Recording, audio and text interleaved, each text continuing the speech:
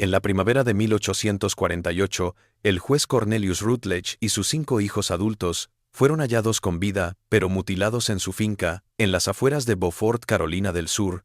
Todos los hombres fueron castrados quirúrgicamente en una sola noche. Los periódicos locales hablaron de un incendio en la casa. El informe del forense desapareció. Durante 70 años, las familias que sabían la verdad jamás pronunciaron el nombre de Isaac, el esclavo que desapareció la noche en que huyó, dejando atrás solo un diario de cuero que sería descubierto décadas más tarde en el sótano de un juzgado, desenterrando una conspiración de silencio que protegía no a un monstruo, sino a algo mucho más perturbador: la vergüenza colectiva de una comunidad.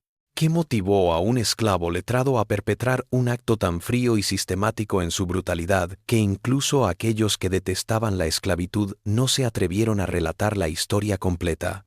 La verdad de aquella noche de primavera no se llevó Isaac al morir.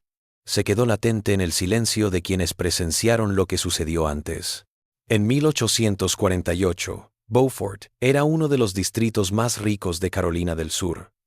Su riqueza dependía por completo del algodón de Sea Island y del trabajo de miles de personas esclavizadas. El pueblo mismo se encontraba en una posición extraña en el sur anterior a la guerra civil, lo suficientemente cerca de Charleston como para participar de su cultura de sofisticación, pero lo suficientemente lejos como para crear sus propios códigos. El musgo español colgaba de los robles vivos que flanqueaban las calles, y el aire húmedo arrastraba el aroma a fango de las marismas circundantes durante la marea baja. La plantación de los Rutledge, Fairhaven, abarcaba 800 acres a 3 millas de la ciudad, donde el río May serpenteaba a través de Low Country. El juez Cornelius Rutledge había heredado la plantación de su padre, y la había ampliado mediante especulación de algodón y matrimonios arreglados para sus hijos. A los 62 años, era juez de circuito, viajando entre Beaufort, Bluffton e Hilton Head para impartir justicia. Era un hombre reconocido por su severidad y falta de compasión, especialmente en juicios contra esclavos culpables de delitos. El juez era un hombre imponente, incluso a sus 60 años, alto, de hombros anchos, con cabello plateado que llevaba más largo de lo que era elegante. Se movía con la seguridad de un hombre que nunca había sido seriamente desafiado. Su voz, grave y resonante, había dictado sentencias sobre miles de reos. Sus manos, fuertes y grandes, habían firmado órdenes de ahorcamiento, de venta en subasta. Esas mismas manos habían practicado cirugías que nadie mencionaba en público, pero que lo habían enriquecido más allá del algodón. Los 5 hijos del juez tenían entre 28 y 41 años. El mayor, Cornelius Jr., administraba la plantación con la misma eficiencia y crueldad que su padre. A los 41 años, nunca se había casado. Se había dedicado por completo a la productividad de Fairhaven. Se levantaba antes del amanecer para recorrer los campos, supervisar a los capataces y calcular los rendimientos al centavo. Los esclavos lo llamaban pequeño juez a sus espaldas, aunque no había nada pequeño en su crueldad. El segundo hijo, Thomas, de 38 años, se había casado con los Drayton y era propietario de una plantación más pequeña en la cercana isla Santa Elena. Iba a Fairhaven todos los jueves sin falta, caminando las 7 millas sin importar el clima. Thomas había heredado el interés de su padre, por lo que el juez llamaba innovación médica, y había presenciado muchas de las operaciones de Fairhaven. William, de 35 años, residía en Charleston, donde ejercía la abogacía y se dedicaba a casos de derecho de propiedad, en especial los relacionados con la venta y herencia de esclavos. Se había hecho un nombre por ganar casos imposibles en los tribunales gracias a tecnicismos legales y tácticas de intimidación en igual medida. Iba a Fairhaven con menos frecuencia que Thomas, pero cuando llegaba, se quedaba días encerrado con su padre y sus hermanos. Los mellizos Robert y James, de 28 años, eran los menores y los más peligrosos de los hijos. Habían sido educados con un sentido de entitlement sociopático. Nunca se les decía que no, nunca se les negaba nada. Residían en Fairhaven, ayudando a Cornelius Jr. a administrar el negocio, pero en realidad dedicaban su tiempo a cazar, beber y aterrorizar sin castigo a la población esclavizada. donde sus hermanos mayores maltrataban con intención, premeditación, los mellizos lo hacían por diversión. Los 5 tenían habitaciones en Fairhaven y se reunían allí a menudo para cacerías, negociaciones y las llamadas consultas de los jueves, reuniones privadas en las que no se permitía la presencia de esclavos ni esposas. Tales preguntas habían sido una costumbre desde el tiempo del padre del juez. Al principio, se trataba de cuestiones de la plantación y estrategia política. Bajo el actual juez, se habían convertido en algo más oscuro. Isaac era una anomalía en este universo de violencia aleatoria y depredación planificada. A sus 36 años, era el contador de la plantación, algo casi impensable para un esclavo. Su madre, Abigail, había sido ama de llaves del padre del juez, una mujer inteligente que de alguna manera había aprendido a leer a pesar de las leyes en contra. La tradición familiar decía que le había enseñado una mujer cuáquera que había visitado la plantación en la década de 1790, antes de que tales visitas se volvieran imposibles. Abigail había sido hermosa de joven, o eso decían los viejos esclavos de la casa, y el padre del juez lo había notado. El propio Isaac tenía características que insinuaban ascendencia mestiza, aunque nadie lo mencionaba. Su piel era más clara que la de la mayoría de los campesinos, su cabello menos rizado, sus facciones más delicadas. El padre del juez nunca lo reconoció, pero trató a Abigail con inusual respeto, dejándola tener a su hijo cerca para trabajar en la casa en lugar de en los campos. Le había enseñado a Isaac en secreto, alfabetizándolo y enseñándole matemáticas, gramática y hasta frases en latín que había oído de pasada. Las clases eran antes del amanecer, antes de que la casa despertara, e Isaac aprendía a leer a la luz de las velas en la pequeña habitación de su madre. Le enseñó el riesgo de lo que hacía, a mantener sus habilidades en secreto, a menos que fuera necesario. Cuando Abigail falleció de fiebre en 1831, el joven Isaac de 19 años quedó destrozado. Pero también reveló algo que sorprendió al juez Rutledge. Mientras ayudaba a clasificar las escasas pertenencias de su madre, Isaac había clasificado automáticamente algunos recibos sueltos por fecha y proveedor, su alfabetización mostrándose en un momento de distracción por el dolor. El juez podría haberlo vendido al sur por haber enseñado ilegalmente, pero vio una oportunidad. El contador de la plantación, un hombre blanco, llamado Henderson, estaba robando a la plantación, tomando porcentajes, falsificando libros, enriqueciéndose a expensas de la ignorancia del juez sobre sus propias finanzas. El juez sospechaba, pero no podía probarlo sin semanas de investigación. Le dio una prueba a Isaac, lo encerró en la oficina de la propiedad con 3 años de libros de contabilidad y le dijo que encontrara las discrepancias. Isaac, consciente de que su vida podría depender del éxito, trabajó 2 días seguidos, durmiendo en el suelo de la oficina y comiendo las comidas que traían esclavos confusos de la casa. Descubrió cada factura falsa, cada gasto inflado, cada compra fantasma que Henderson había inventado. Más aún, había estructurado sus descubrimientos en un informe legible y bien estructurado, que revelaba no solo alfabetización, sino una verdadera capacidad analítica. Henderson fue despedido, sus robos descubiertos. El juez, en vez de traer otro contador blanco igual de deshonesto, hizo un movimiento calculado. Isaac llevaría los libros de la propiedad, rastrearía las cosechas de algodón, manejaría las cuentas trimestrales. Se ahorró el precio de un sustituto y le dio al juez otra arma en su arsenal de poder. Un esclavo alfabetizado era un esclavo amenazado con enseñar a otros, un delito penado con la muerte en Carolina del Sur. Isaac habitaba una pequeña habitación al lado de la escalera trasera de la casa principal, lo suficientemente aislada como para que los otros esclavos lo miraran con sospecha y resentimiento. La habitación era de tal vez 8 por 10 pies, con una cama angosta, un pequeño escritorio y una sola ventana que daba al huerto de la cocina. En invierno era fría, en verano sofocante, pero era privada, algo que casi ningún otro esclavo en Fairhaven tenía. Comía solo, trabajaba solo, hablaba poco. Los esclavos de la casa lo llamaban la sombra del juez, y decían que se creía mejor que ellos. Los campesinos lo llamaban peor, traidor, perro del amo, vendido por un plato de lentejas. Ninguno de ellos sospechaba que Isaac no solo llevaba los libros para el juez, sino un segundo juego que registraba atrocidades que no podían imaginar. Isaac había aprendido algo en sus años llevando las cuentas de los Rutledge, algo que quemaba dentro de él como un fuego latente que nunca moría. Los números hablaban donde los hombres se habían callado, y los libros de contabilidad de los Rutledge contaban una historia tan monstruosa que Isaac la había registrado durante 8 años en columnas cuidadosas, esperando, aunque no sabía por qué, el día en que esos registros importaran, cuando la verdad oculta en sus números pudiera arrastrar a hombres aparentemente intocables ante la justicia. La primavera de 1848 trajo una tensión inusual a Fairhaven. Los precios del algodón habían caído por tercer año consecutivo, comprimiendo los márgenes de ganancia en todo el sur. Las voces abolicionistas del norte se intensificaron, y cada vez se hablaba más abiertamente de dividir los territorios arrebatados a México en estados libres y estados esclavistas.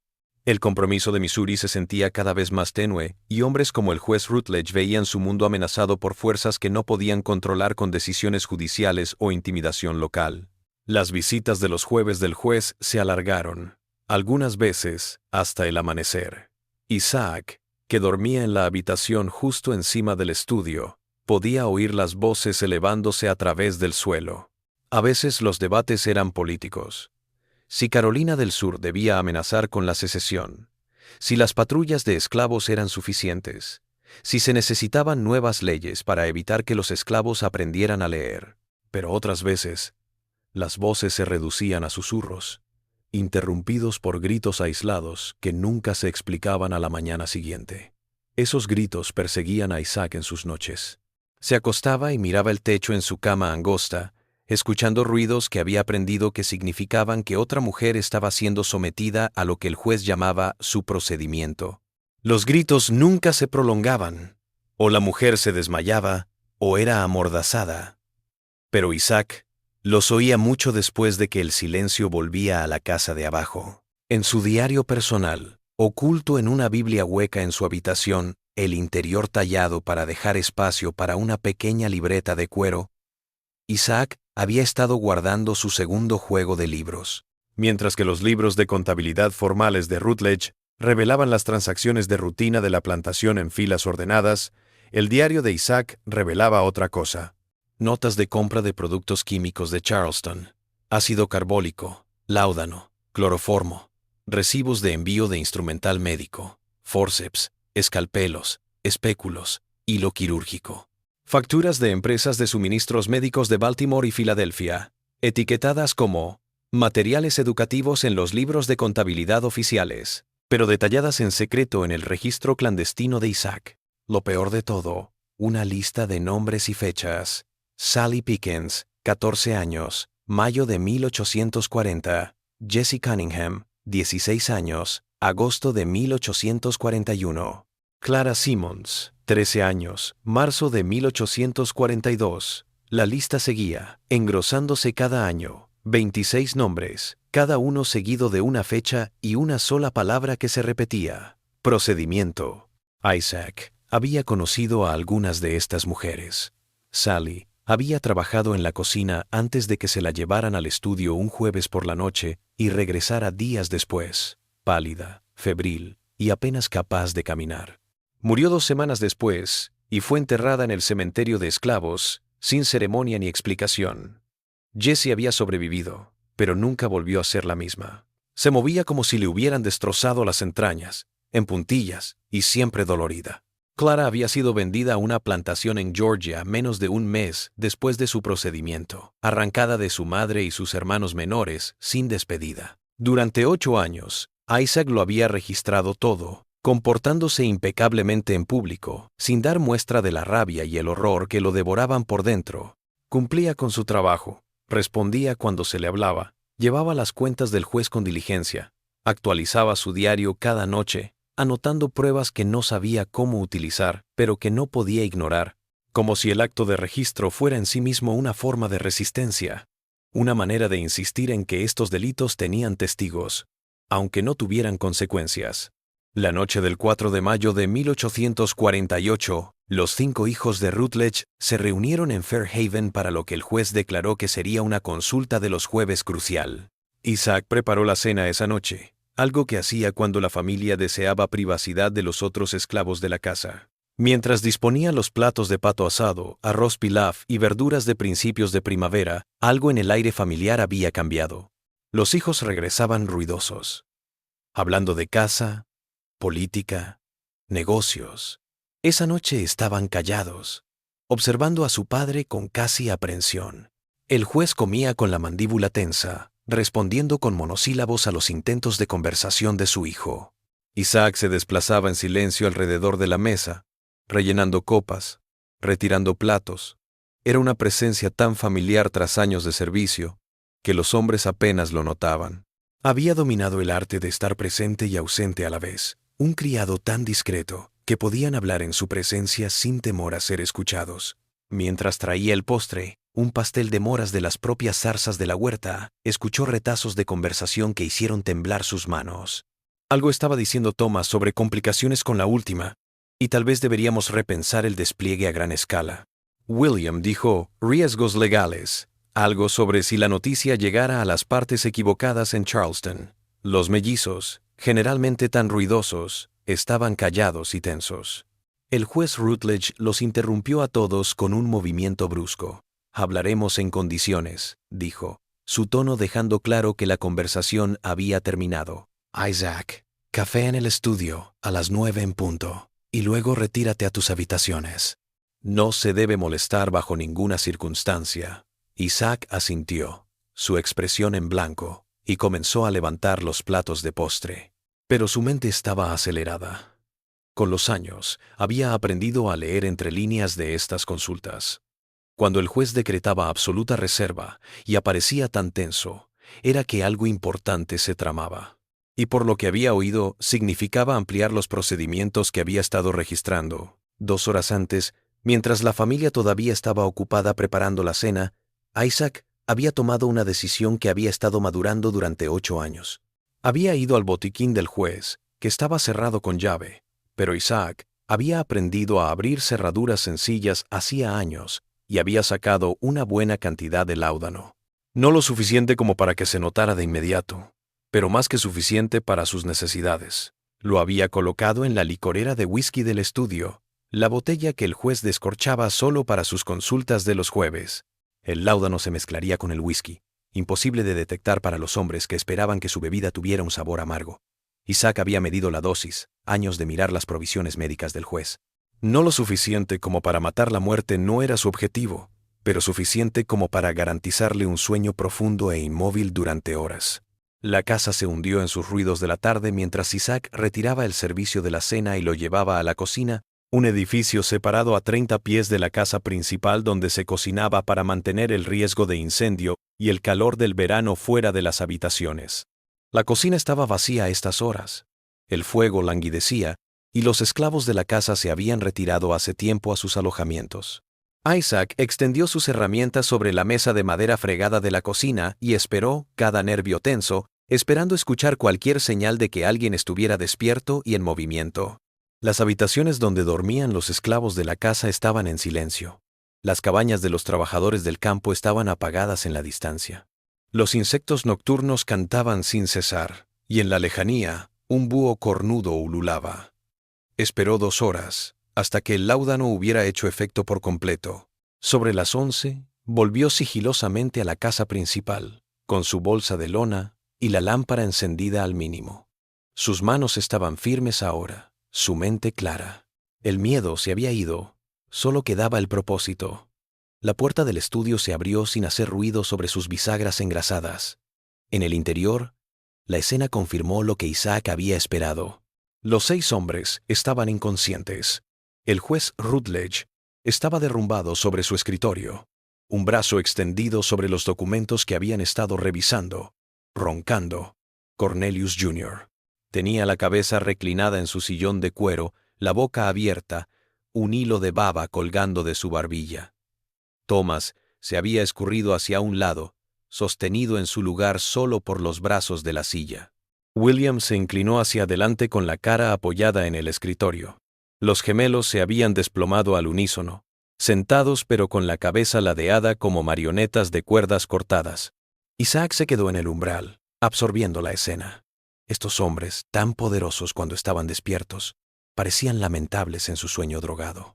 Y, sin embargo, incluso ahora, incluso desarmados, eran un sistema de poder tan completo que lo que Isaac estaba a punto de hacer era el peor crimen posible, peor que el asesinato, porque desafiaba a la fuente de su poder. Cerró y echó la llave del estudio por dentro, aumentó la luz de su lámpara. Lo que hizo en las 4 horas siguientes lo hizo con la frialdad de quien había estudiado dibujos anatómicos en los libros de medicina del juez, los mismos libros que el juez consultaba mientras refinaba sus técnicas en mujeres esclavizadas. Isaac sirvió primero al juez Rutledge, el arquitecto de todo este dolor. Apartó con cuidado los papeles, colocó al hombre inconsciente en la posición adecuada y realizó los movimientos que había practicado mentalmente cientos de veces. Usó las herramientas del juez, las que guardaba en un armario cerrado. Isaac había aprendido esas cosas de cerraduras hace meses. Siguió las instrucciones de las revistas médicas que el juez archivaba en su biblioteca, revistas que explicaban procedimientos quirúrgicos para lo que eufemísticamente llamaban medidas de control de población. El juez se movió una vez, balbuceando, pero el láudano lo tenía controlado. Isaac se movió sin apresurarse, aplicando el ácido carbólico a cada herida, tal como aconsejaban los textos médicos para evitar infecciones. Suturó donde pudo, presionó para detener la hemorragia. Actuó como alguien que deseaba que sus especímenes sobrevivieran y recordaran. Se movió entre los hombres, su lámpara en la mano, acomodándose para ver mejor. Cornelius Jr., Thomas William, todos recibieron la misma atención cuidadosa, la misma aplicación cuidadosa de las técnicas que ayudó a desarrollar y administrar a mujeres involuntarias sin previo aviso, sin misericordia. Dejó a los gemelos, Robert y James, para el final. Habían asistido a menos cirugías que sus hermanos mayores, era su entrada más reciente, pero habían participado con un entusiasmo que enfermó a Isaac cuando lo vio. Su juventud y su vitalidad los curarían, pensó. Tendrían décadas para convivir con lo que les había hecho. Pero la casa permaneció en silencio, salvo por el ronquido ocasional de sus pacientes inconscientes. Las manos de Isaac estaban firmes, su respiración constante. No lo disfrutó en absoluto. Era justicia, no venganza, una diferencia que sabía que otros no verían, pero que para él lo era todo. Les estaba dando a estos hombres una muestra de lo que habían hecho a otros, con sus propias armas, sus propias excusas de necesidad médica y control de población. Cuando terminó con los 6 hombres, Isaac limpió sus herramientas y las guardó en su bolsa de lona. Se lavó las manos en la cocina, observando cómo el agua se teñía de rosa en el fregadero antes de verterla en el jardín. Se vistió con ropa limpia, una simple camisa y pantalones de tela casera que había reservado semanas atrás. Luego fue a su habitación por última vez y recuperó su Biblia hueca y su diario de 8 años. No cogió nada más, ni ropa de repuesto, ni comida, ni dinero. No tenía nada de todos modos, solo el diario, las herramientas y la ropa que llevaba puesta. Mientras bajaba las escaleras traseras por última vez, el cielo apenas comenzaba a clarear por el oriente, ese azul profundo que anuncia el amanecer. En 1 hora tal vez, los esclavos de la casa se pondrían en movimiento. En 2 horas alguien trataría de despertar a los hombres en el estudio y descubriría lo que había hecho. Isaac recorrió el huerto de la cocina, más allá de la ahumadera y la lechería, por el camino que llevaba a las habitaciones donde residían los trabajadores del campo. No miró hacia atrás, a la casa. Al borde de los campos de algodón, donde la tierra cultivada cedía ante el bosque, se detuvo lo suficiente para respirar 3 veces el aire fresco de la mañana. Luego se desvaneció en los pinares, que se extendían hasta el río Savannah, y la libertad que había comprado con un acto tan frío y atroz, que pasarían 70 años antes de que alguien hablara abiertamente sobre lo que realmente había sucedido en Fairhaven la noche del 4 de mayo de 1848, los gritos comenzaron alrededor de las 7 de la mañana. Una esclava de la casa, llamada Martha, que venía a prender los fuegos y a preparar el desayuno, halló cerrada por dentro la puerta del gabinete. Cuando los golpes solo lograron quejidos y balbuceos, llamó. 2 peones de campo derribaron la puerta, y lo que vieron los perseguiría a todos. 6 hombres adultos ahora conscientes, pero en estados confusos y agonizantes, todos mutilados de la misma manera.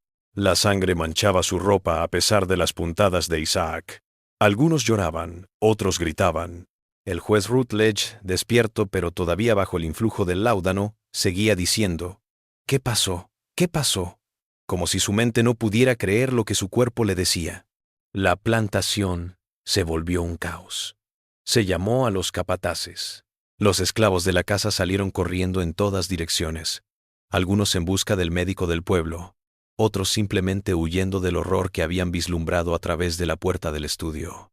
Los campesinos, al oír pedazos de lo que había pasado, se mostraron sorprendidos, y algo más, algo que parecía satisfacción para los capataces blancos que lo notaron. El doctor Thaddeus Crenshaw llegó en una hora, inspeccionó la escena y envió inmediatamente un jinete a Charleston en busca de refuerzos. Se movió con diligencia para estabilizar a los hombres, administrando láudano para el dolor, buscando signos de infección, tratando de entender cómo se podrían causar tales heridas con tanta precisión. Cuando preguntó qué había pasado, los hombres no podían o no querían hablar. El láudano había borrado la noche y no recordaban nada desde que iniciaron la consulta hasta despertar en agonía. No fue hasta la mañana, con la casa registrada y todos los esclavos contabilizados, todos menos uno, que alguien pensó en revisar la habitación de Isaac. La hallaron vacía de pertenencias, la cama hecha con precisión militar, todo limpio y ordenado. Pero Martha, revisando con mayor atención, descubrió algo que había sido dejado a propósito a la vista en el pequeño escritorio: un papel con 26 nombres, fechas y, al final, una sola frase escrita con la caligrafía exacta de Isaac: «Los castraste. Ahora compartís su destino». Cuando esta nota se le mostró al juez Rutledge, algo cambió en su rostro. Incluso a través de la niebla de dolor y drogas, la comprensión amaneció, y con ella algo que los esclavos de la casa presentes luego llamarían miedo. Era la primera vez que cualquiera de ellos había visto esa mirada en el juez. Ordenó que la nota fuera destruida inmediatamente, quemada hasta las cenizas, y prohibió a cualquiera hablar de ella. Luego llamó al médico Crenshaw. Le dijo algo al oído que hizo palidecer al médico. Las secuelas del 5 de mayo de 1848 desataron un torbellino de actividad que demostró el poder de la familia Rutledge en Low Country. En cuestión de horas, patrullas de esclavos recorrían todo el condado de Beaufort y más allá. Los jinetes trajeron noticias a Savannah, Charleston, Columbia, incluso a Wilmington. Descripciones de Isaac, haciendo hincapié en su alfabetización, el peligro de un esclavo fugitivo alfabetizado con conocimiento interno de la plantación. La recompensa era enorme: $1,000 por su captura vivo, 500 por su muerte comprobada. En 1848, esa cantidad era más de lo que la mayoría de los granjeros ganaban en 2 años. Más que suficiente para atraer a los cazarrecompensas de toda la región. Los edictos se colgaron en las puertas de los tribunales, en las posadas, en las encrucijadas y en los embarcaderos. Cada barco que zarpaba de Port Royal fue censado. Cada carreta que viajaba hacia el norte fue detenida e inspeccionada. Pero Isaac se había desvanecido como si la tierra se lo hubiera tragado.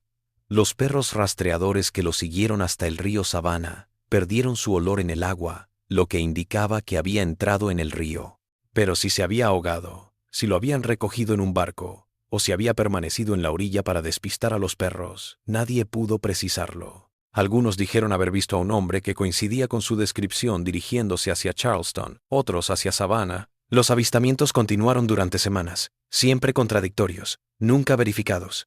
Lo que estaba claro era que alguien lo había ayudado. Un esclavo fugitivo no iba muy lejos sin ayuda, y un esclavo con una bolsa de lona llena de herramientas quirúrgicas habría llamado la atención.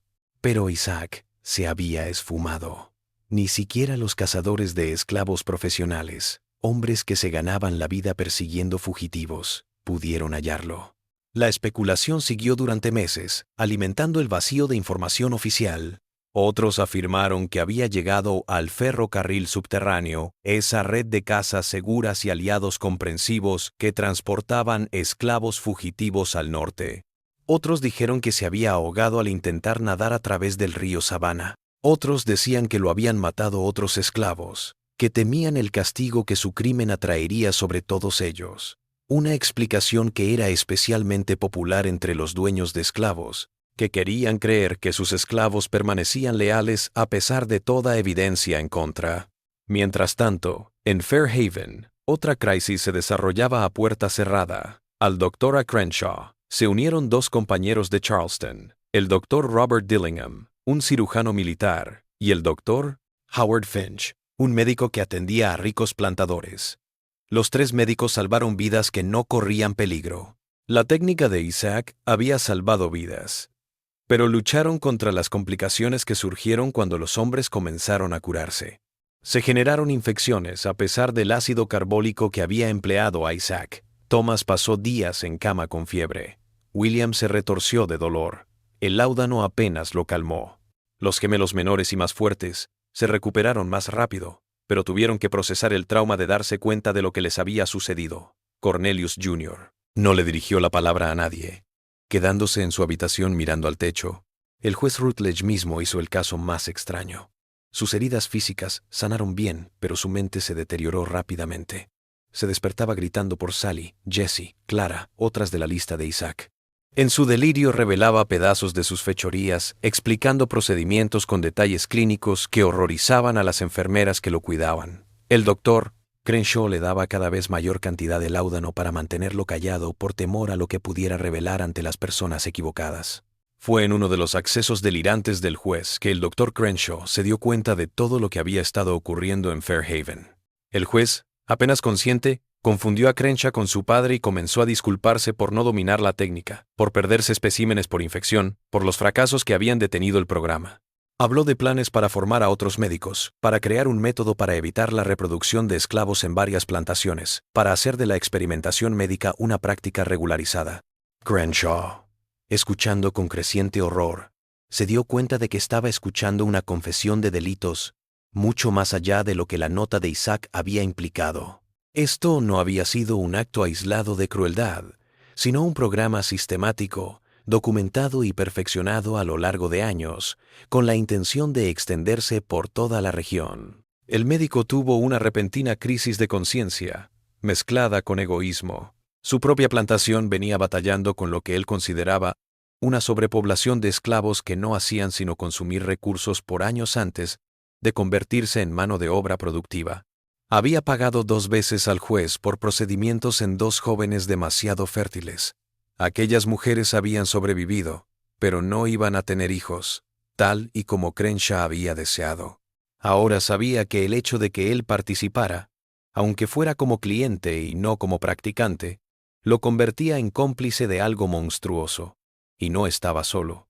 Mientras él mismo seguía su propia investigación encubierta durante los días siguientes, hablando con Dillingham y Finch, descubrió que al menos otros 8 terratenientes locales le habían comprado favores al juez. Todos se habían quedado callados, como si fuera un asunto de negocios privado, sin hablar de ello.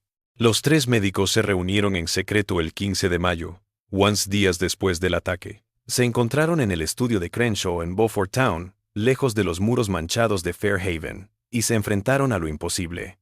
Habían hallado el diario secreto de Isaac, desenterrado por un esclavo de la casa que limpiaba su habitación y se lo había entregado. El diario lo registraba todo: 62 cirugías en 8 años, 12 muertes por complicaciones, pagos de otros plantadores, incluso una carta en la que discutía planes de expansión. El Dr. Finch defendió la plena divulgación. Los crímenes eran demasiado atroces para ignorarlos, y las acciones de Isaac, aunque ilegales y brutales, habían sido en respuesta a atrocidades reales.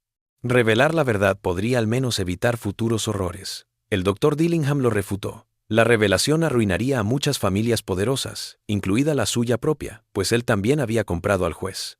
Armaría un revuelo que podría extenderse más allá de Carolina del Sur, envalentonando a los abolicionistas, que siempre buscaban pruebas de los males de la esclavitud.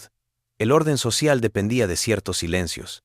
El Dr. Crenshaw, como jefe de cirujano y el más respetado de los 3, finalmente tomó la decisión que definiría la historia que se contaría durante 70 años. Hizo una solución de compromiso que defendía a todos menos a la verdad. Dirían que un esclavo de confianza se había vuelto loco, probablemente por haber leído cosas que no debía. por lo que se le había confundido su simple mente. En su locura, había agredido a la familia y había huido. Los detalles del ataque permanecerían confusos, refiriéndose solo a graves heridas que habían requerido largo tratamiento médico. El trabajo experimental del juez se borraría por completo. Sus cuadernos médicos destruidos. Su correspondencia con otros médicos quemada. Para sellar la conspiración de silencio, escribieron una carta explicando su decisión y sus motivos, y la guardaron con la instrucción de que no se abriera en 50 años. Esta carta, pensaron, los cubriría si llegaban preguntas más tarde, y mantendría algún registro de la verdad para que la historia finalmente los juzgara. Los 3 médicos firmaron la carta el 18 de mayo de 1848. Fue presenciada por 2 abogados que habían sido metidos en la conspiración, abogados que también tenían mucho que ganar si la verdad era sofocada. Entonces, comenzaron su encubrimiento con la misma exactitud metódica que el juez había usado una vez en sus experimentos. El equipo médico del juez Rutledge fue capturado y destrozado, y sus restos fueron arrojados a un pozo cubierto de cal viva. Sus diarios, registros meticulosos de cada procedimiento, cada paciente, cada resultado, fueron quemados en la chimenea de Crenshaw, los 3 médicos observando para asegurarse de que cada página se consumiera. La correspondencia con otros médicos fue localizada y destruida de la misma manera. El diario de Isaac, la prueba que podría haber explicado sus acciones hasta cierto punto, fue destruido en el fuego, pero no antes de que Crenshaw tomara notas de los nombres que contenía. Las mujeres cuyos nombres figuraban en ese diario tenían otro problema. Eran testigos andantes, diseminados por todo Fairhaven y las plantaciones de los alrededores, listos para dar testimonio, si alguien se tomaba el tiempo de preguntar. La solución fue brutal en su eficiencia. Las 26 que habían sobrevivido a los procedimientos fueron vendidas en silencio en los meses siguientes, enviadas a plantaciones en Georgia, Alabama y Mississippi. Las familias fueron separadas. Las madres fueron separadas de sus hijos. Las mujeres se perdieron en el engranaje del comercio interno de esclavos, dispersadas sin remedio y sin dejar rastro de sus historias, sin posibilidad de juntar sus voces. La noticia que salió en los periódicos fue corta y medida. El Charleston Courier del 20 de mayo lanzó 3 frases. Un negro de confianza del juez C. Rutledge de Beaufort se volvió loco y agredió a familiares antes de huir. El juez y su hijo resultaron heridos, pero se están recuperando en el hospital. Las autoridades están tras la pista del sospechoso, que está armado y se considera peligroso por su estado mental alterado. El Beaufort Tribune, más localizado, dio un poco más de información, manteniendo la ficción. El contador negro del juez Rutledge, un esclavo llamado Isaac, de unos 36 años, cometió un atroz asalto el jueves pasado antes de escapar de la casa de Rutledge. El juez y sus 5 hijos se recuperan de sus heridas. Se alerta a la ciudadanía que el prófugo, que sabe leer y escribir, es sumamente peligroso. Cualquier persona que tenga información sobre su paradero debe de llamar inmediatamente a las autoridades. Ningún periódico dijo qué tipo de heridas tenía. Ningún informe especificó qué pudo haber provocado el ataque. El silencio se impuso por una combinación de presión social, amenaza legal y la comprensión general de la clase esclavista de que algunas cosas, una vez expresadas, nunca podrían volver a ser ignoradas. Pero entre la población esclavizada de Beaufort se contaba otra historia. Murmurada en las habitaciones después de que los capataces se hubieran ido, pasada por las líneas que unían las plantaciones de Low Country, la verdad emergió en partes. Isaac le había hecho algo a los hombres que habían herido a tantas mujeres. Les había aplicado los propios métodos del amo. Les había mostrado, en persona, lo que le habían hecho a otros. La respuesta en los cuartos fue mixta. Algunos consideraban a Isaac un héroe, alguien que había luchado contra la atrocidad insoportable. Otros temían lo que sus actos podrían desatar sobre todos ellos. Más restricciones, más castigos, más vigilancia. Otros no sabían qué pensar de la violencia aparentemente justificada y atroz, necesaria e imperdonable. Una mujer mayor, esclava en una plantación cercana a Fairhaven, fue citada más tarde por un abolicionista que viajó disfrazado por la zona. Ella había dicho algo que resumía la ambigüedad moral. Lo que hizo Isaac fue horrible, pero lo que le hicieron a esas chicas también fue horrible. A veces lo horrible es todo lo que queda cuando la piedad ha sido desterrada del mundo. Pero eso no lo hace bueno, solo lo hace cierto. La recuperación de la familia Rutledge, al menos físicamente, llevó casi un año. El juez Rutledge nunca volvió a sentarse en el estrado. Renunció en agosto de 1848 alegando problemas de salud y se retiró por completo a Fairhaven, donde pasó sus últimos años en semi-reclusión. El hombre que una vez gobernó las cortes y los salones sociales se convirtió en un recluso, rara vez salía de la finca, hablaba con pocos. Sus hijos se dispersaron, cada uno procesando el trauma a su manera. Cornelius Jr. trató de continuar con la plantación, pero no estaba en su corazón. Las cosechas de algodón se redujeron. La disciplina de los esclavos se relajó, no por benignidad, sino por negligencia. Los capataces, al sentirse sin autoridad, se volvieron demasiado severos o demasiado indulgentes, y la eficacia de la plantación disminuyó. Thomas dejó su propia isla de Santa Helena y regresó a Fairhaven. No podía manejar sus asuntos solo. Presentó lo que un médico actual identificaría como síntomas de depresión mayor: apatía, incapacidad para concentrarse, llanto recurrente. Se sentaba en el porche, mirando al río, casi nunca hablando. William continuó ejerciendo la abogacía en Charleston, pero su nombre se vio envuelto en chismes sobre enfermedad y problemas familiares. Los clientes empezaron a llevarse su dinero a otro lado. Para 1850 había cerrado su consulta y se había retirado a beber y a amargarse. Los gemelos, Robert y James, reaccionaron con furia rabiosa. Salían con patrullas de esclavos a cada rato, maltratando a cualquier esclavo fugitivo que capturaran, como si castigaran a todos por el crimen de Isaac. Su crueldad se hizo tan evidente que otros esclavistas la comentaron, pero nadie hizo nada. En 1852, Robert fue asesinado cuando un forajido al que perseguía se volvió y disparó. James sobrevivió, pero perdió las ganas de vivir, cayendo en la misma depresión que había atormentado a Thomas. La plantación misma comenzó a deteriorarse. La pintura se desprendía de la casa principal. Los campos de algodón que una vez fueron limpios, ahora tenían manchas de malezas. Las reparaciones no se hicieron. Los esclavos, al percibir la vulnerabilidad de la familia, laboraban con mayor lentitud, tomaban descansos no permitidos, protagonizaban pequeñas resistencias que antes habrían merecido un castigo inmediato, pero que ahora pasaban inadvertidas. La sociedad de Beaufort miró este descenso con disgusto. Los Rutledge habían sido miembros de la comunidad, y su caída habría interrogantes inquietantes. Algunos lo achacaron a la mala suerte, otros al trauma del ataque. Pero los más observadores se dieron cuenta de que la familia cargaba con algo más que la herida física, una vergüenza o culpa que los consumía. Entonces, en noviembre de 1849, 18 meses después de la desaparición de Isaac, algo salió a la luz que reavivó la especulación sobre el caso y sugirió que Isaac no simplemente había muerto o huido lejos. Un paquete llegó a las oficinas del Charleston Mercury, uno de los periódicos más importantes de la zona. No tenía remitente, pero el matasellos decía Filadelfia. En su interior había un paquete de papeles, copias exactas de las páginas de los diarios médicos del juez Rutledge, reproducidas por la mano de Isaac. Los documentos describían 43 operaciones distintas realizadas entre 1840 y 1847, con los nombres y edades de las mujeres esclavizadas, las fechas de las operaciones y las notas clínicas de los resultados. Las copias contenían las propias reflexiones del juez sobre lo que había funcionado y lo que había salido mal, un eufemismo para muertes o lesiones de por vida.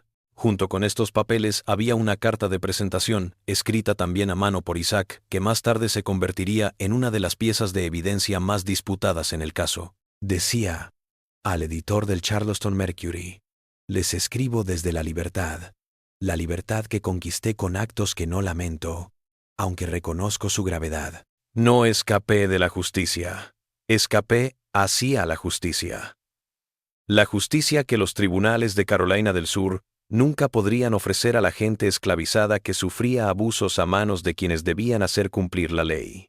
El juez Cornelius Rutledge, bajo la apariencia de innovación médica, practicó cirugías en esclavas durante 8 años. Estos procedimientos anticonceptivos se realizaban sin consentimiento, muchas veces causando la muerte o daños permanentes. El juez les cobró a otros hacendados por tales servicios, enriqueciéndose a costa del sufrimiento ajeno, mientras posaba de científico y justo.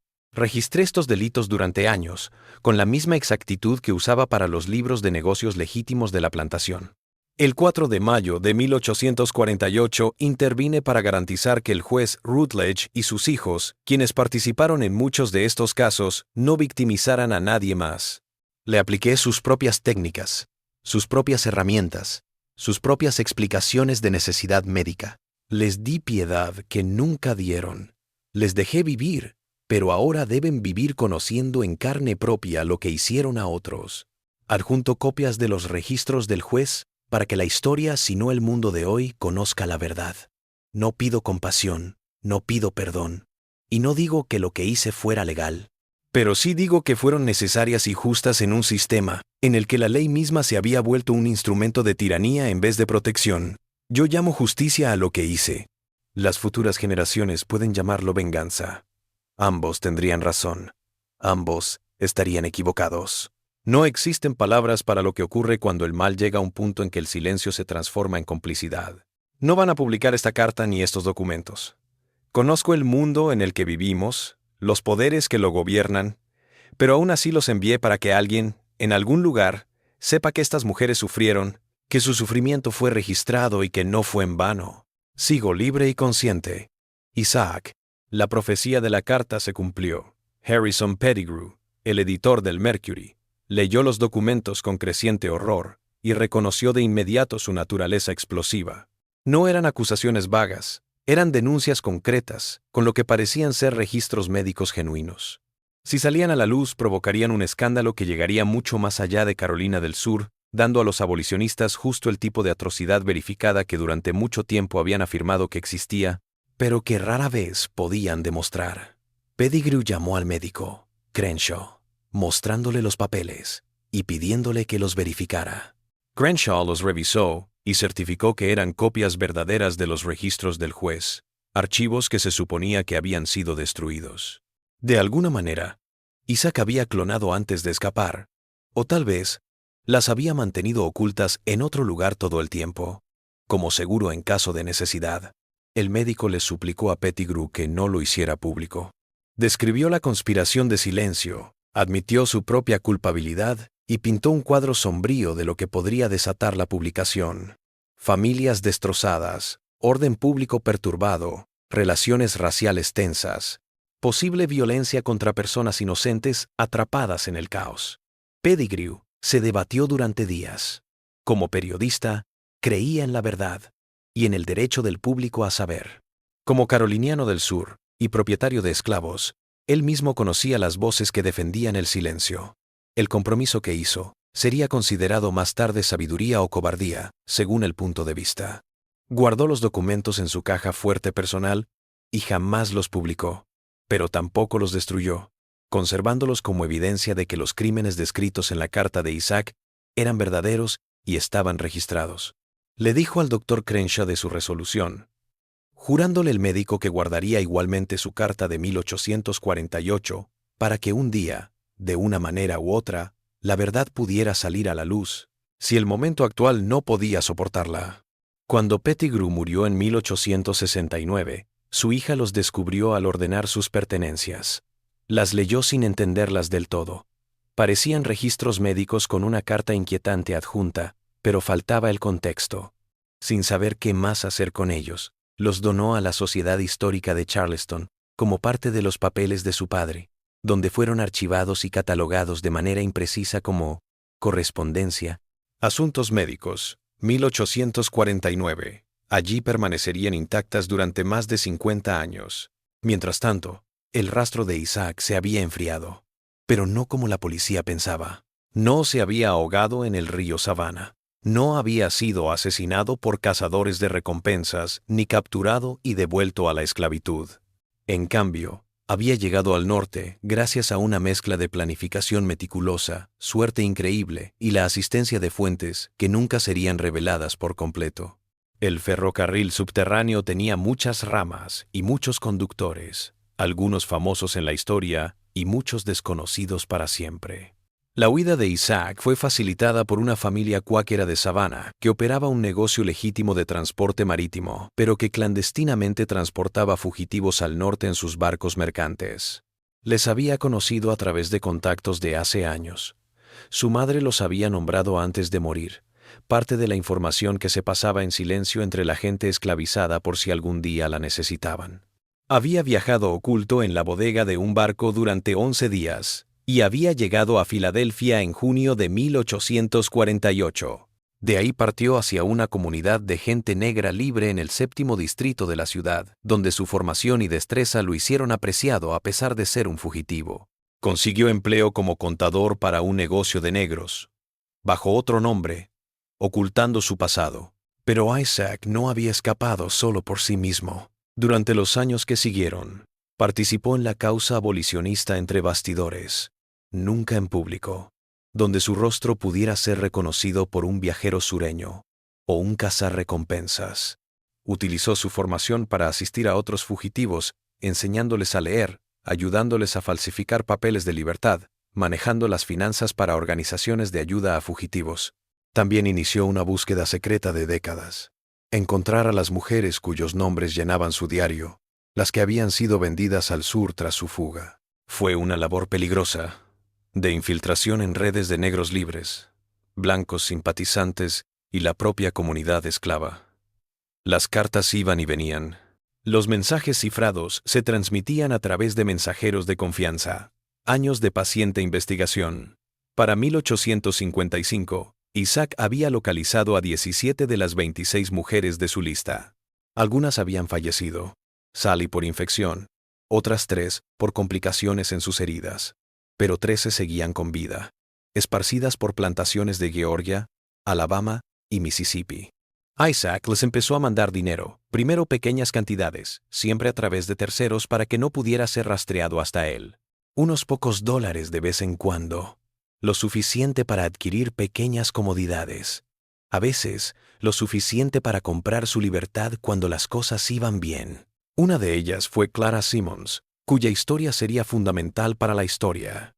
Clara había sido vendida a una plantación fuera de Savannah tras los sucesos en Fairhaven. Había sobrevivido, se había adaptado, había vivido con su herida en silencio, como muchas otras. Cuando el dinero comenzó a aparecer, sin explicación, anónimo, primero se asustó, luego se confundió, luego aceptó lentamente que alguien se preocupaba por lo que me había pasado. En 1853, una abolicionista del norte que visitaba Georgia, una mujer cuáquera llamada Patience Hathaway, recorrió el sur tomando notas de las historias de los esclavizados. Hathaway llevó diarios detallados de estas entrevistas, ocultos y no publicados hasta 1891, mucho después de que la guerra civil hubiera hecho que tal testimonio fuera más seguro de compartir públicamente. El de Clara a Hathaway fue uno de los 37 testimonios que la mujer cuáquera recogió, pero llamó la atención por lo explícito de su descripción de la experimentación médica. Clara relató haber sido llevada a Fairhaven cuando tenía 13 años, mostrada en una habitación donde la esperaban varios hombres blancos, quienes la sujetaron mientras luchaba y gritaba, le realizaron un procedimiento que no comprendía, pero que le provocó un dolor más allá de todo lo que había conocido. Habló de despertar días después, en habitaciones desconocidas, de meses de dolor, de darse cuenta de que nunca tendría hijos. Nos dijeron que era por nuestro propio bien, escribió Clara, según el diario de Hathaway. El amo dijo que éramos incapaces de tener hijos, que nos estaban haciendo un favor al librarnos de esa carga. Pero yo quería hijos, los quería. Siempre soñaba con cargar un bebé, enseñarle. Me robaron el sueño con sus cuchillos y sus frascos de medicina y sus conversaciones científicas. Cuando me enteré de lo que a Isaac les había hecho, me enteré por otra chica que vino de Beaufort. Lloré durante 2 días, no de tristeza, sino de algo parecido a la esperanza. Quizá la justicia era posible, incluso en este mundo. Tal vez a alguien le importaba lo suficiente lo que nos había sucedido como para castigarlos, aunque nunca podría compensar lo que perdimos. Los diarios de Hathaway también revelaron algo más. Clara describió la recepción de regalos inexplicables de dinero que finalmente le habían comprado la libertad en 1856. Ella, Lo atribuyó a alguien que conocía lo que sucedió en Fairhaven. Alguien que nunca nos olvidó, a pesar de que escapó. La guerra civil debería haberlo enterrado todo, el viejo mundo y sus secretos. Beaufort fue capturada por las tropas de la Unión en noviembre de 1861, una de las primeras ciudades sureñas en caer en manos del norte. Fairhaven se transformó en un hospital de campaña, con cirujanos federales trabajando en el mismo estudio donde el juez Rutledge había llevado a cabo sus experimentos 20 años atrás.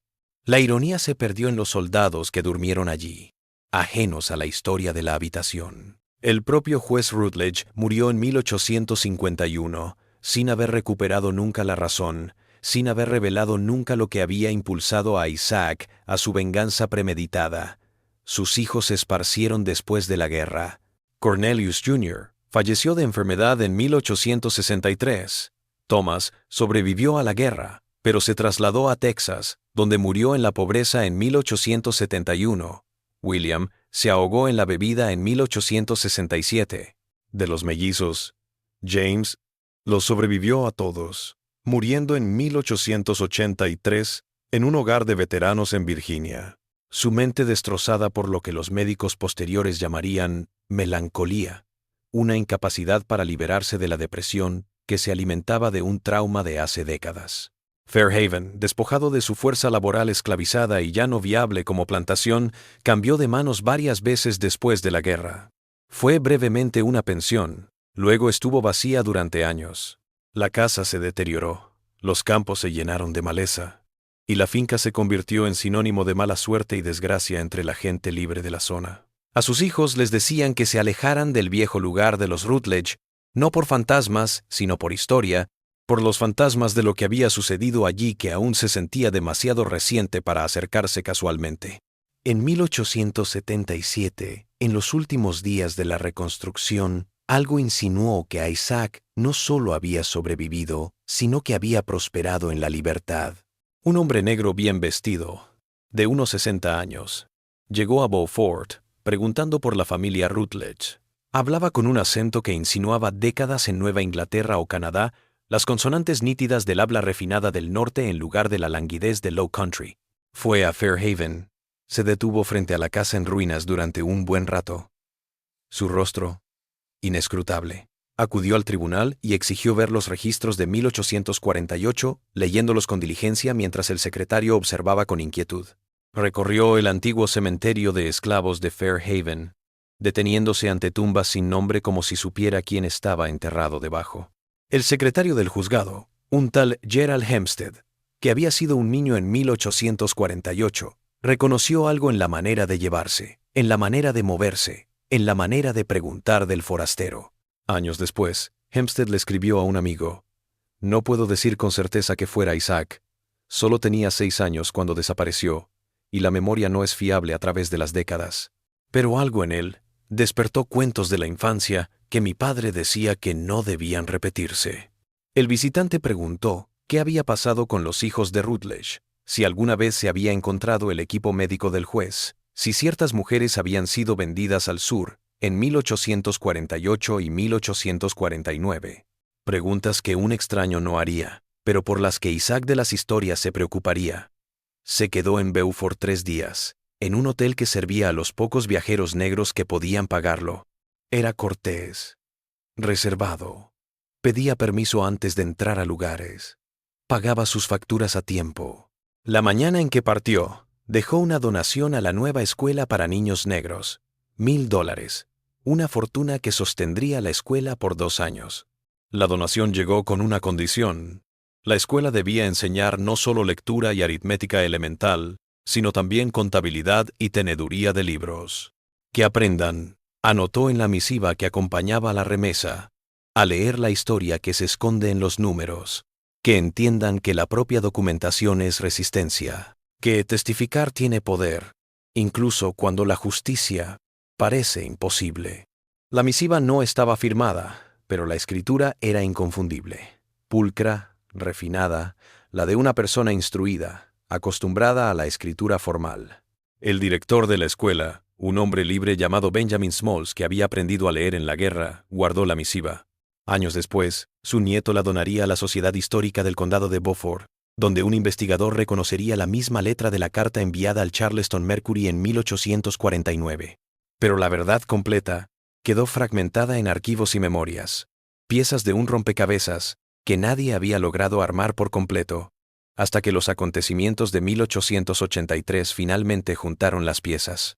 Aquel año, un equipo de obreros que restauraba el sótano del antiguo juzgado de Beaufort descubrió algo que rompería el silencio de 35 años.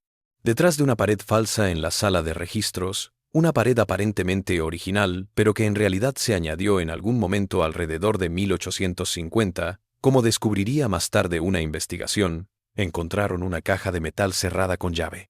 En su interior había papeles ocultos, no perdidos ni extraviados por error burocrático, sino deliberadamente ocultados por alguien que tenía acceso a las partes más seguras del juzgado. La caja estaba llena de cartas entre el juez Rutledge y 3 jueces de circuito en Carolina del Sur, Georgia y Virginia. Las misivas, fechadas entre 1839 y 1847, hablaban del problema de control de población, en un lenguaje clínico y pulcro, que no ocultaba por completo el horror de lo que estaban tramando. Una carta del juez de Georgia de abril de 1842 decía: «El método que usted ha perfeccionado puede llegar a ser inestimable si se generaliza en todo nuestro país. Piense en el ahorro que representaría no tener que mantener y vestir desde el nacimiento hasta la edad productiva a los hijos, 12 hasta 14 años en que consumen sin producir. Imaginad el poder que tendríamos si la reproducción solo se produjera con nuestro permiso, cuando las circunstancias económicas lo justificaran». Su método da respuesta al mayor problema económico del sur: ¿cómo tener mano de obra esclava sin tener que mantener una población improductiva? La respuesta del juez Rutledge, guardada en su forma original, era escalofriante en su lógica. Ahora he operado 62 veces con tasas de éxito mejoradas. La mortalidad ha bajado a 1 de cada 8, lo que me parece razonable por los resultados obtenidos. Creo que en 2 años podríamos tenerlo estandarizado para una mayor aplicación. Mis hijos están aprendiendo rápido. Thomas tiene talento. Podríamos hacer seminarios de capacitación para médicos interesados en todo el sur. La inversión inicial sería baja. Ahorro a largo plazo masivo. Las consecuencias eran alucinantes. Esto no era el pasatiempo monstruoso de un solo hombre, sino la base de un programa coordinado de varios estados. Si Isaac no hubiera intervenido cuando lo hizo, la esterilización obligatoria podría haberse extendido por todo el sur bajo el disfraz médico y económico. El capataz de la construcción, un veterano del ejército de la Unión llamado Patrick Donnelly, supo de inmediato que estos papeles eran dinamita. Los condujo al Beaufort Tribune, ahora propiedad de un antiguo esclavo llamado Abraham Wallace. Wallace los leyó y supo que enfrentaba la misma elección imposible que había enfrentado otros hace décadas: publicar y avivar las tensiones en una era de reconstrucción ya tensa, o enterrar evidencia que confirmaba siglos de historias susurradas. A diferencia de sus antecesores, Wallace optó por la publicación. Escribió un artículo bien elaborado el 12 de diciembre de 1883, admitiendo la existencia de los documentos y haciendo un resumen de ellos. El encabezado decía: «Documentos judiciales destapan abusos sistemáticos contra esclavas». La respuesta se dividió, como era de esperar, por líneas raciales. Las comunidades negras confirmaron horrores sospechados durante mucho tiempo. Los blancos lo rechazaron como propaganda. Amenazas llegaron a las oficinas del Tribune. Entonces, una semana después, alguien entró y robó los papeles. El tribunal negó que alguna vez hubieran existido. El capataz de la construcción fue pagado en secreto y huyó de Carolina del Sur. Solo el de Wallace sobrevivió. La verdad habría muerto de nuevo si no hubiera sido por Margaret Finley, una investigadora de la Universidad de Fisk que llegó a Beaufort en 1922. Había oído retazos de ancianos que habían sido esclavizados y pasó 3 meses en archivos juntando las piezas. El artículo de Wallace, la carta de Crenshaw, de 1848, que finalmente desenterró en material, sin catalogar, los diarios de Hathaway, y lo más importante, la hija de Harrison Pettigrew, desenterrando los papeles ocultos de su padre en la Sociedad Histórica de Charleston. En 1924, Finley escribió sus resultados en el Journal of Negro History. Lo registró todo: 62 esterilizaciones forzadas, 12 muertes. La conspiración de silencio. La medida justa de Isaac. Su último párrafo decía: lo que hizo Isaac fue brutal e ilegal, pero sucedieron en el contexto de una atrocidad sistemática que supera toda ponderación moral. Hirió a 6 hombres que habían castrado a 62 mujeres, asesinado a 12 y planeado expandirse por todo el estado. Les aplicó sus técnicas, mostrándoles lo que habían hecho. La historia no lo absolverá, pero tampoco puede condenarlo, sin condenar a los que callaron ante la justicia. Finley nunca halló rastro del destino de Isaac después de 1848. El visitante de Beaufort en 1877 podría haber sido él, a los 65 años, o alguien que conocía la historia. Lo que encontró en los archivos de propiedad de Filadelfia era más revelador. Entre 1865 y 1902, un benefactor desconocido pagó la matrícula de 42 julióvenes negras de Low Country de Carolina del Sur. Muchas provenían de familias esclavizadas cerca de Beaufort. Cada una recibió mensajes alentándolas a estudiar medicina, derecho o contaduría. Carreras que te dan poder para leer la verdad que otros tratan de esconder. Los pagos se detuvieron en 1902, lo que indica que el benefactor falleció alrededor de ese año. Si fue Isaac, tendría 90 años. Una vida larga para alguien que había pasado por tanto. Fairhaven se incendió en 1931. Un incendio provocado, al parecer. El lugar se transformó en una reserva natural. Los cimientos apenas se adivinan bajo la vegetación. Una pequeña placa indica que fue una gran plantación antes de la Guerra Civil. No dice lo que pasó allí. La historia ahora vive en pedazos. Cartas archivadas, relatos orales, recortes de periódicos, artículos académicos que nadie lee. La mayoría de quienes la estudian se enfrentan a cuestiones irresolubles sobre justicia, venganza y moralidad en sistemas inmorales. Tal vez lo más perturbador sea lo que supuestamente Isaac anotó en su diario destruido, preservado en la memoria de un esclavo de la casa que lo observó antes de destruirlo. Llamaron a lo que hicieron ciencia. Lo llamaron necesario. Nunca lo llamaron por su nombre. Tortura de indefensos por dinero y vanidad. Yo llamo justicia a lo que hice. Las futuras generaciones pueden llamarlo venganza. Ambos tendrían razón. Ambos estarían equivocados. No existen palabras para lo que ocurre cuando el mal se adentra en un punto donde el silencio se transforma en complicidad. La pregunta resuena a través de casi 2 siglos. ¿Cómo debemos nombrar lo que hizo a Isaac esa noche de mayo de 1848? ¿Cómo nombrar el silencio que quedó? ¿Cómo llamar a una justicia incapaz de reconocer delitos por temor a alterar el orden social? ¿Cómo debemos nombrar a una sociedad que prefirió la estabilidad a la verdad?